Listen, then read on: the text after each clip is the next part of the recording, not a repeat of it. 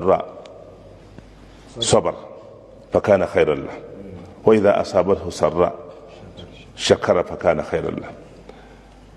Wato shi mumini in wani abu ya same shi na asha ko na tir ko kaico ko mara daɗi zai zuba hakuri, ya kuma san daga Allah ne, kuma akwai abin da Allah ke nufi da wannan. Waccan khairiya da Allah ya faɗa, amruhu kulluhu khairun, al'amarin mumini gaba ɗaya alkhairi ne, duk abin da ya zo alkhairi ne. Dama rayuwa kamar da maza Allah ya kasata imma dai alkhairin ko sharri, to ga mumini duka ɗaya. Shi yasa hadisin naje in ba a manta ba, malam yana cewa duk abin da ya taho wajen mumini ba ganin cikin tashin hankali ko girgiza. Abin da muke ambatawa na wannan tsadar rayuwa, tsadar fetur, shinkafa ta yi tsada, wannan banditry, wannan kaza, wallahi alkhairi ne, gaba ɗayansa alkhairi ne. Duk abin da ya taso irin wannan akwai abin da Allah ya shirya wanda in an bibi abin sakamakon alkhairi ne, amma fa ga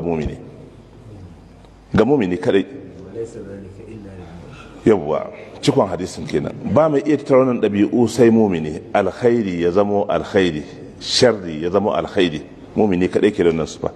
Kuma ka ga mutane a firgice, hankalinsu a tashe, suna tsoron talauci, sun gaza bacci ga wani abin da ma gayyato shi suka yi wani lokaci. Sai ga mutum ya yi zugum, lafiyawa ne, a ina tanan auren yata da za a yi baɗi, baɗi ba ta zo ba, baɗi ba ta zo ba, yi haƙuri, Allah ke da baɗin, kuma in ka dogara gare shi wallahi zai yi aikin baɗin yadda ya na bara.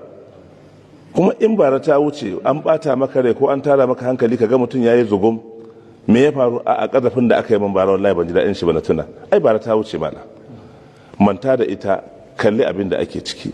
Halinka na yau din nan ita kake da ita ko yau yanzu, yi kokari kai abin da ya kamata kai yanzu, ka kuma kamanta ka roki Allah madaukin sarki ya karba maka. Da haka wani lokaci in kaji ana maganganu na kokarin a ja hankalin mutane ga wa'azoza, sai a dauki zukatan mutane a kai su wani wuri da kokarin gwada cewa wannan bala'i. Na ji wani mai karantawa a gafar lahu wala na jami'an, yana cewa wannan bala'in fa farawa akai, wannan bala'in fara akai ga mai karantarwa, wannan abin an ci gaba kenan, wannan ba daidai bane ba. Allah madaukin sarki yana hikaya kan wato harshen annabi Yaqub, yana cewa ya bani yadhhabu fatahassasu min yusufa wa akhihi wala tayasu min rauhillah innahu la yayasu min rauhillah illa alqaumul kafiruna. Mu ka musulmi ne, ƴaƴana ku koma Masar din nan ku je ku nemo Yusufa da dan uwan shi, kar ku sake ku yanke kauna ga abin da Allah yake bayarwa. In dai abu hannun Allah yake, to kar ku yanke kauna, kuma ku sa jiddiya, kuma ku sa lallai hakika Allah zai baku, don ba mai yanke kauna ga abin da Allah ke bayarwa sai mutane kafirai. Muka musulmi ne, yan uwa, mu koya mutane dogara ga Allah, don wancan hadisi ya aiki a cikin zukatanmu da jikunkunan mu da kiyananmu.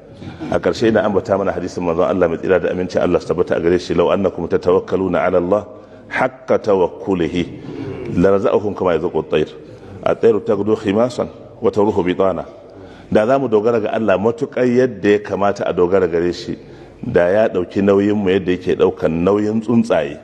Tsuntsu fa ba shi da gona, ba shi da ofis, ba shi da gida, bai da aikin yi, bai da inda yake aji abinci, amma in gari ya waye hankalin shi kwance, zuciyar shi zaune, sai ka ga wato ya tashi da safe ba komai, ta ruhu bitana a ita abin nan ta gado himasa, ta tashi a yunwace ba komai cikin ya dame, wata ruhu ta hita, sannan ta dawo bitsanan ta koshi har ta kama 'ya'yanta. Da haka yan uwa masu albarka, yana da kyau mu kalli abubuwa da suke wajen da'awa, mu yi kokari mu daina ruguza wato zukatan mutane, muna gwada musu an fa shiga tashin hankali, duniyan nan kaza da kaza, ba komai bace ba, ba kowa bace ba. Wato da tana da kima ko daraja daidai da fiffiken sauro da Allah madaukakin sarki ya hana kafiri sakada a cikinta. Amma da yake wani abu ne daidaito, ba ta da daraja, ba ta da kima, ya kamata mu koya mutane, mu kira mutane zuwa ga dogara ga Allah subhanahu wataala da kuma ɗaukar rayuwa mai sauki. Kada a ga mumini hankalin shi tashe na zulumin tiya ta tashi, hankalin shi tashe na zulumin fetur ya daga. Wanda ya baka kuɗi fetur na naira 10 ka saya, bai tafi anguwa bai na nan, roƙe shi insha Allah zai baka hali yana 700 ka saya ko 1000. Bari tsoron wannan, ji tsoron shi sai lamunce maka komai. Wa man yattaqillaha yaj'al lahu duk inda mutum ya ji tsoron Allah, Allah ya sa masa mafita. Amma magana ka zauna kana zulumin rayuwa, kana tsoron abin zai faru kaza na, wannan ba ɗabi'a mumini ba ce ba. Akwai wata hikaya a takaice wadda take gwada kenan wato kamar kada dabba tafi mutum. An ce annabi Dawud alaihi salatu wasalam ya yi magana da annabi Sulaiman ya magana turwa, ke turwa ina zaki tace neman abinci. Ina zaune a binnan majalisin shi, neman abinci kike ma a shekara kwara nawa kike ci? Ta ce a shekara ina cin kwara 3 na hatsi. Ce to shikenan na lamance miki kwara 3 na hatsi, zo ki zauna. Ya dauke ta ya saka a cikin wata kwalba ya daure ya aje ta, aka saka mata kwara 3. to shikenan shekara ta zagayo ya zo kwance ta, ya duba ta ci kwara 2.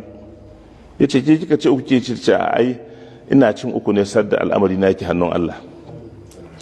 Na san zai lamunce mana, amma kai mutum ne, tana yiwa ma ka manta da ni anan, shi yasa ce bari in yi kima in ma ka manta da ni kamun ka tana dai na rage.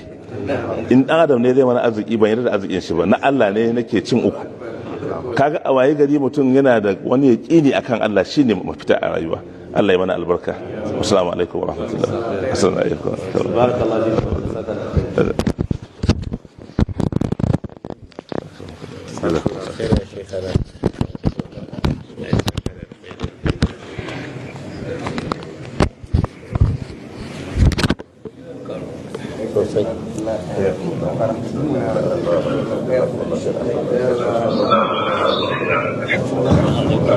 alaikum salam. Na gaji a kokari da aka yi da jama'a ya ibada. Assalamu alaikum wa rahmatullahi.